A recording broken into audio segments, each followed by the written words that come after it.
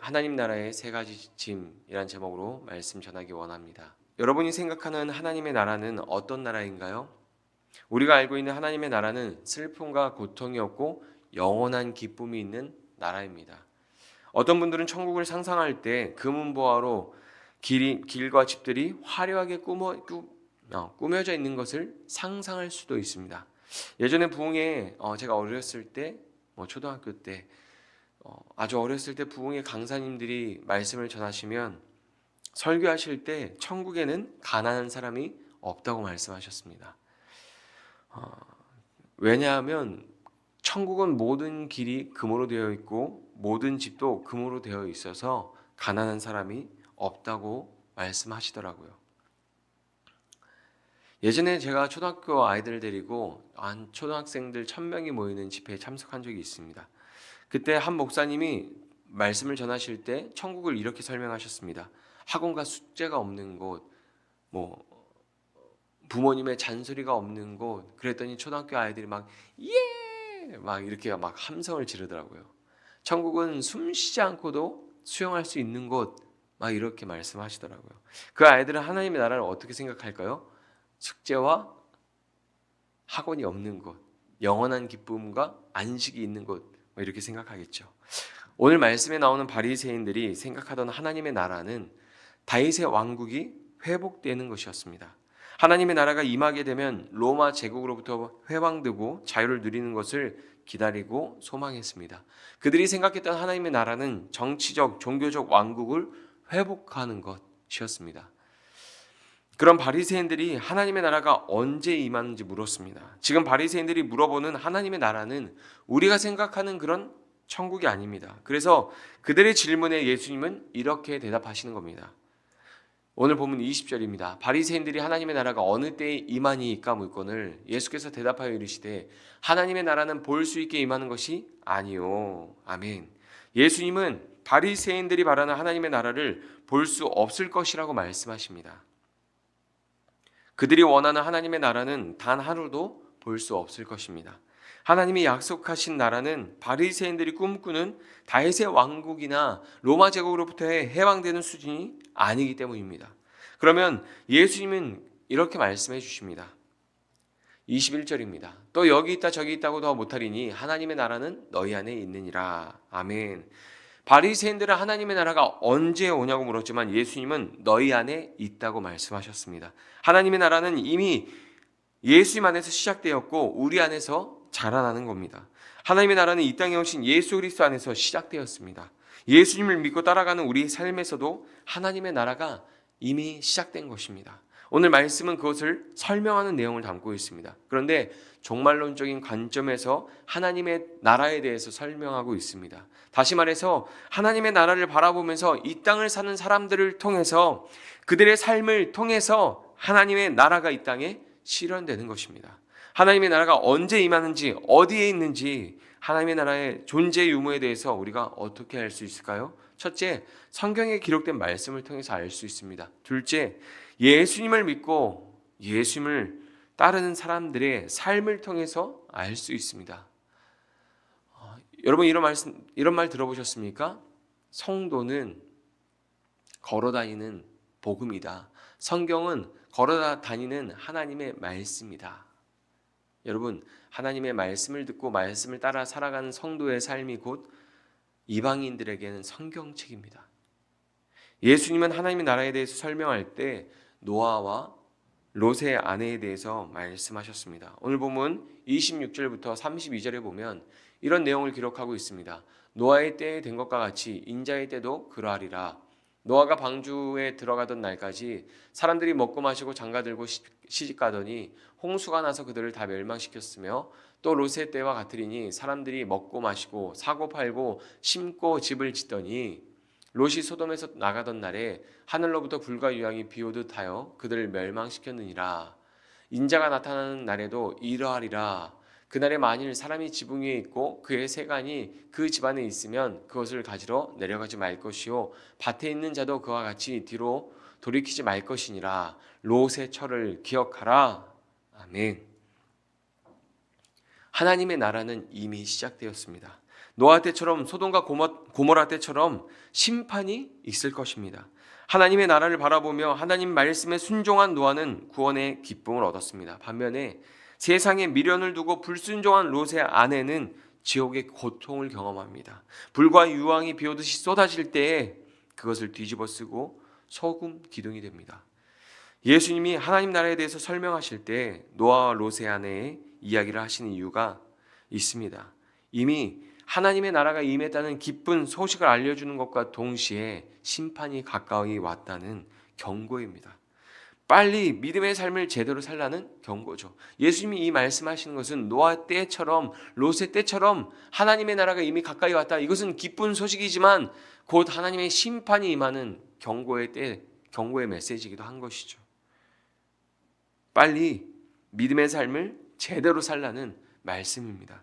노아의 때나 롯의 때나 사람들은 평범한 일상을 살고 있었습니다. 장사 들고 시집가고 먹고 마시고 집을 지으며 이 땅에 소망을 두고 이 땅에서 기쁨을 누리기 위해서 열심히 살았습니다. 하지만 그런 소망과 노력은 하나님의 나라가 임할 때 아무 의미 없었습니다. 그 땅에서의 모든 노력들은 하나님의 나라가 임할 때 아무 도움이 되지 못했습니다. 지금 바로 그때라는 것입니다. 언제 하나님의 심판이 임할지 모르니 이미 시작된 하나님의 나라를 잘 준비하라는 것입니다. 노아 때처럼 반드시 하나님의 심판이 임하게 될 것입니다. 그날을 준비해서 순종함으로 구원의 방주를 마련해야 합니다. 노아는 하나님의 나라를 바라보면서 구원의 방주를 만들었습니다. 우리는 하나님의 나라를 바라보면서 무엇을 해야 할까요? 오늘 본문은 누가복음 17장의 결론입니다.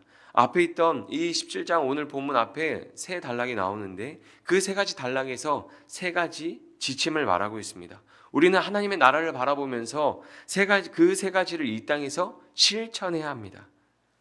그것이 구원의 방주를 만들고 하나님의 나라를 준비하는 삶이 될 것입니다. 첫 번째 지침은 하나님 나라를 바라보면서 용서해야 합니다.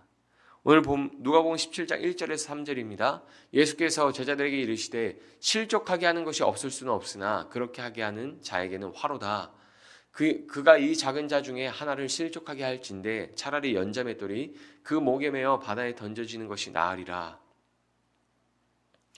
너희는 스스로 조심하라. 만일 내 형제가 죄를 범하거든 경고하고 회개하거든 용서하라. 아멘.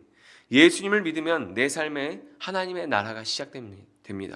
하나님의 나라가 시작되었다는 것은 하나님으로부터 용서를 받았다는 것을 의미합니다. 그리고 하나님은 용서받은 우리에게 용서하라고 말씀하십니다. 예수님은 제자들에게 실족하게 하지 말라고 말씀하셨습니다. 실족이라는 단어는 더 함정이라는 의미가 있습니다. 실수하고 잘못해서 길을 잃고 방황하는 사람이 생기면 안 된다는 가르침입니다. 누구든지 잘못을 마음으로 뉘우치고 돌이키면 용서해 줘야 합니다. 누군가 실수하고 잘못했을 때 그거를 용서해 줘야 되는데 용서하지 않아서 그가 방황하고 다른 길을 가게 되면 믿음의 길을 벗어나서 다른 길을 걸어가게 하지 말라는 겁니다. 용서하지 않는 행위는 다른 사람으로 하여금 믿음의 길에서 벗어나게 하고 신앙 공동체로부터 이탈하게 만드는 영적 걸림돌이 되는 행위입니다. 하나님께 돌아오고 하나님 나라로 돌아오는 길을 방해하고 막으면 안 됩니다. 오늘 누가복음 17장 4절에 이런 말씀이 있습니다. 만일 하루에 7번이라도 내 죄를 짓고 7번 내게 돌아와 내가 회개하노라 하거든 너는 용서하라 하시더라. 아멘. 이것이 하나님 아버지의 성품입니다. 우리는 같은 죄를 반복해도 하나님께서 용서해 주실 것을 의심하지 않습니다. 그러나 간혹 스스로 자신을 용서하지 못해서 하나님께 나아가지 않을 때가 있죠. 하나님은 우리가 죄를 가지고 뉘우치고 회개하며 나아가면 언제든지 우리를 끌어안아 주십니다. 그러나 하나님 앞에 내가 스스로 용서되지 않는다고 해서 나아가지 않는 어리석은 행동을 하면 안 되겠죠. 우리는 진심으로 하나님 앞에 회개하며 하나님께 언제나 나아가야 합니다. 그것이 하나님의 뜻이기 때문이에요. 이 말씀을 묵상하면서 반복해서 실수하는 자녀를 쉽게 용서하지 못하는 제 모습이 떠올랐습니다. 저는 하나님께서 반복해서 잘못해도 용서를 구하고 용서를 받았습니다. 그런데 자녀는 그렇게 용서하지 못하고 있더라고요. 제가 자녀를 대할 때 반복해서 실수하고 잘못하면 화를 내고 짜증을 내고 혼을 내는 모습들이 저에게 있더라고요. 자녀도 용서하기 어려워하면서 이웃을 용서할 수 있을까요? 성경은 그러지 말고 용서하라고 가르치고 있습니다. 잘못을 뉘우치고 돌이키면 용서해라. 하루에 7번이라도 용서해줘라 라고 말하고 있습니다. 부모가 자녀를 용서하지 않으면 아이들은 잘못을 숨기려고 하고 하나님께 어떤 죄도 용서하신다는 신앙을 쉽게 받아들이기 어려울 수도 있습니다. 오히려 용서하기 힘들지만 반복적으로 잘못을 해도 하나님께서 용서하셨기 때문에, 하나님께서 용서하라고 가르치셨기 때문에 나도 너를 용서한다라고 가르쳐주는 것이 아이들의 신앙에도 유익합니다. 실족하게 하지 말라는 것은 단순히 하라는 가르침을 넘어서 잘못한 사람에게 관용을 베풀고 용납해 주라는 의미입니다. 관계를 회복하고 다시 그 관계 안으로 들어오게 하는 것, 받아들여 주는 것이 용납이고, 실수한 사람에게 다시 기회를 주는 것이 관용입니다. 하나님은 우리를 끝까지 받아주시고 용서해 주시는 분입니다.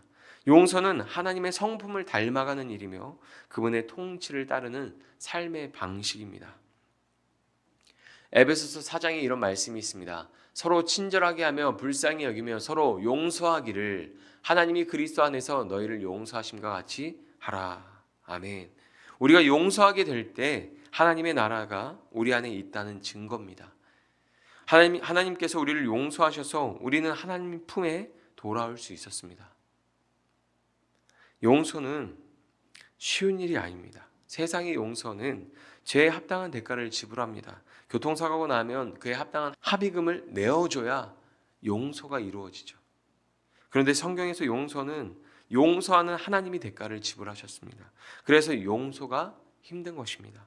용서하는 게 큰 고통을 지불하고 사랑해야 하는 일이기 때문입니다. 그런데 그 용서가 하나님의 살아계심과 하나님의 나라를 증명하는 것입니다.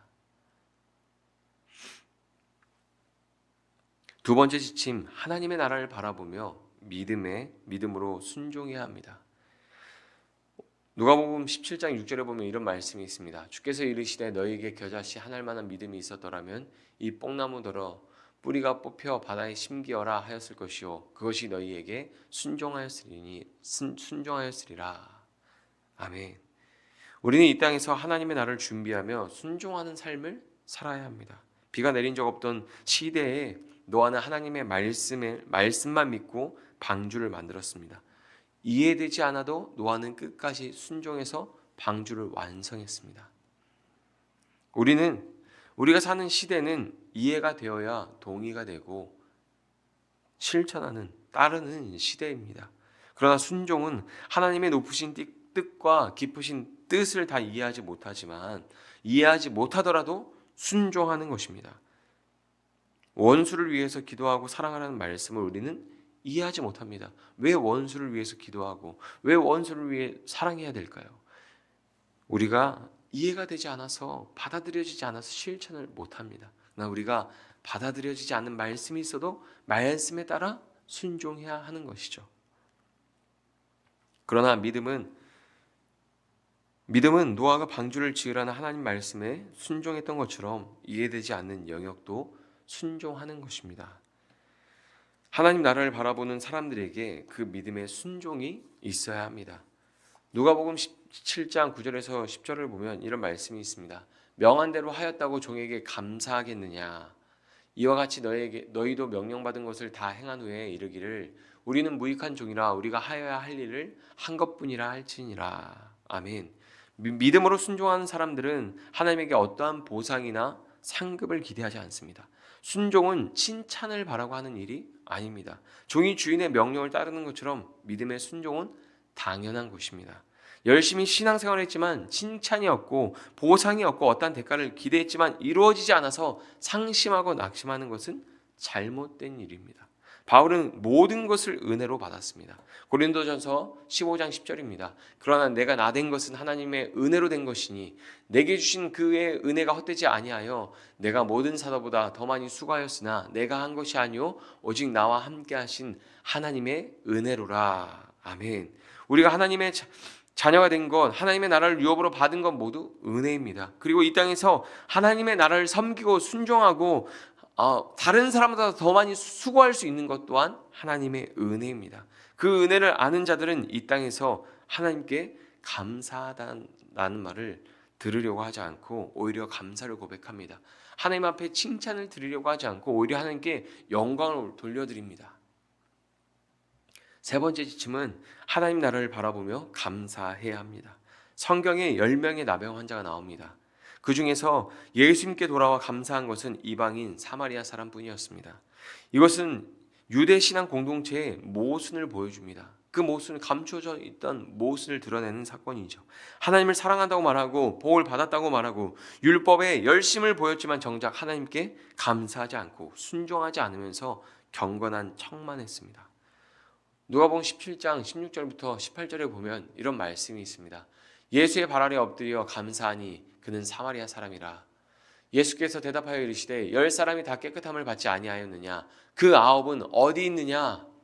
이 이방인 외에는 하나님께 영광을 돌리러 돌아온 자가 없느냐 하시고. 아멘. 예수님은 안타까워하시며 말씀하십니다. 나머지 9은 어디 있느냐? 탕자의 아버지가 집 나간 아들을 기다리듯이 하나님은 그들이 돌아오기를 기다리고 계십니다. 우리에게서 하나님을 향한 감사가 회복되기를 하나님은 바라시죠. 이방인이 들어와서 감사하는 것을 통해서 이방인이 예수님께 돌아와서 감사하는 것을 통해서 유대인들의 신앙에 있는 모순이 드러나는 것입니다. 우리가 하나님께 감사하지 않는다면 그것은 참 신앙이 아닙니다. 신앙이 있는 척 경건한 척하며 살아가는 것입니다. 진짜 은혜를 아는 자는 감사합니다. 하나님 감사합니다. 나의 나된 것이 하나님의 은혜이고 내가 더 많이 수고할 수 있는 것 하나님의 은혜입니다. 감사를 고백하죠. 최고의 감사는 무엇일까요? 용서하는 것이죠.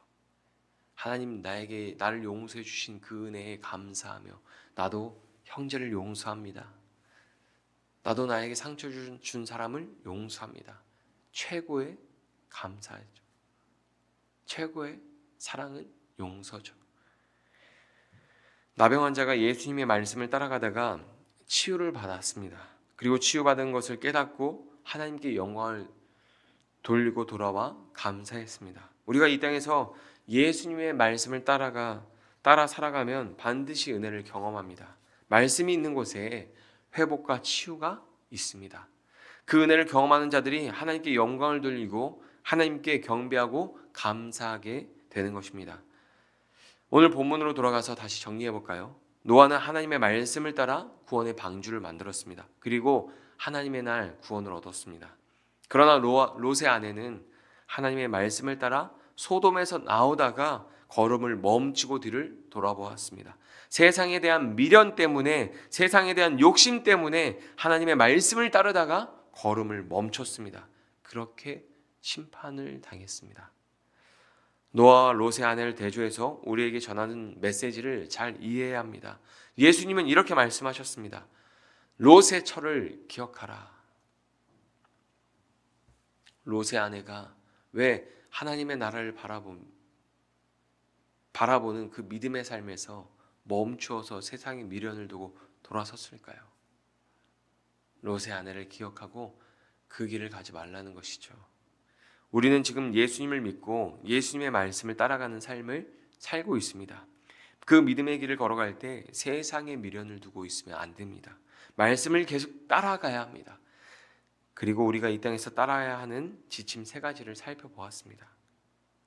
바로 용서, 믿음의 순종, 감사입니다. 성경은 용서, 순종, 감사하는 삶을 강조하고 있습니다. 우리가 용서하고 순종하고 감사하는 삶을 통해서 하나님의 나라는 우리 삶 속에서 드러납니다. 하나님의 나라가 언제 오는지 그날과 그때는 아무도 모르지만 하나님의 나라가 임한 사람은 무엇을 해야 하는지 알고 그날을 준비합니다. 하나님의 나라는 미래의 심판과 종말을 기다리는 것이 아닙니다. 지금 이 땅에서 용서하고 순종하고 감사하는 삶을 통해서 하나님의 통치가 이루어지는 겁니다. 그 삶을 실천하는 사람만 예수님이 다시 오시는 재림의 날을 준비한 사람입니다. 여러분, 하나님의 나라에 들어갈 준비를 잘하고 계십니까? 오늘 말씀에 나오는 말씀을 따라 사는 사람이 얼마나 있을까요? 용서하고 순종하고 감사하고. 하지만 이 땅에 오신 예수님은 우리에게 그것을 삶으로 보여주셨습니다. 죄인을 끝까지 용서하셨고요. 목숨을 내어주시면서 순종하셨고요. 어떤 칭찬도 기대도 어떤 칭찬이나 보상을 기대하지 않으시고 묵묵히 그 십자가의 길을 걸어가셨습니다. 그리고 그 십자가를 감사하고 기뻐하셨습니다. 우리는 이 땅에서 그 예수님을 바라보며 살아야 합니다. 하나님 나라는 거기에서 시작됩니다. 히브리서 12장 2절입니다. 믿음의 주여 또 온전하게 하신 이인 예수를 바라보자. 그는 그 앞에 있는 기쁨을 위하여 십자가를 참으사 부끄러움을 게으치 아니하셨더니 하나님 보좌 우편에 앉으셨느니라. 아멘. 예수 그리스도 그분이 우리의 시작이며 끝입니다. 그분을 바라보고 용서하고 순종하고 감사하는 삶을 살아가시기를 축복합니다. 이번 한 주 용서하는 삶을 사십시오. 순종하는 삶을 사십시오. 감사하는 삶을 사십시오. 하나님의 나라는 여러분 안에 있습니다. 예수님을 따르는 그 삶 자체가 하나님의 나라를 사는 것입니다. 바리새인처럼 하나님의 나라를 보여달라고 말하는 신앙생활을 하지 마시고 예수님처럼 하나님의 나라를 보여주는 신앙생활을 하는 우리 모두가 되기를 바랍니다.